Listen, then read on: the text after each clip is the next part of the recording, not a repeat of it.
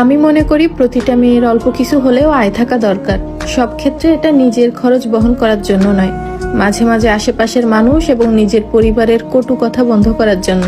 দেখো, একটা মেয়ে সকাল থেকে রাত পর্যন্ত পরিবারের জন্য ননস্টপ কাজ করে, তারপরেও দিন শেষে মেয়েদের কোনো নাম হয় না। মাঝে মাঝে তো এটাও আবার শুনতে হয়, কি এমন করো সারাদিন, এই তো কয়টা রান্না বান্না করা আর ঘর পরিষ্কার করা। তাই মেয়েদের বলছি, রান্না বান্না তো সবসময়ই করতে হবে, তার পাশাপাশিও নিজে অন্তত কিছুটা আয় করো। এই অনলাইন প্ল্যাটফর্মে কাজ করতে এসে বহু আপুদের সাথে পরিচয় হয়েছে এবং তাদের জীবনের বাস্তব কাহিনীগুলো অনেক সময় আমি শুনেছি। প্রায় অনেক মেয়েদের ক্ষেত্রে দেখা যায় তাদের উঠে দাঁড়ানোর জন্য মেন্টালিটি সাপোর্ট এবং ফাইন্যান্সিয়াল সাপোর্ট পরিবার থেকে পায় না। সেই তো মাঝে মাঝে কথা শুনতেই হয়, তার থেকে একটু কষ্ট করে চাইলে নিজের পায়ে তোমরাও দাঁড়াতে পারো।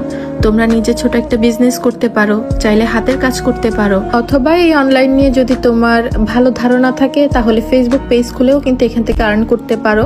অনেক মেয়েরাই এখান থেকে ইনকাম করে, কেউ এটাকে প্রকাশ করে, কেউ করে না। তবে এটার জন্য কিন্তু অনেক ধৈর্যের প্রয়োজন। বহু ধৈর্য এবং পরিশ্রমের পর কিন্তু আজকে আমি এখানে দাঁড়িয়ে তোমরা আমাকে তুলিয়াপু নামে চিনো। আমার পেজটা দাঁড় করাতেও আমার অনেক কষ্ট হয়েছে।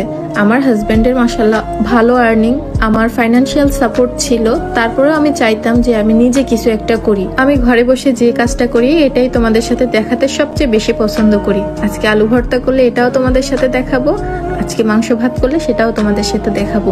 আমি দেখেছি আর্টিফিশিয়াল লাইফের থেকে রিয়েল লাইফটা মানুষ সহজেই অ্যাপ্রুভ করে। তো যাই হোক, অনেক কথা বলে ফেলেছি।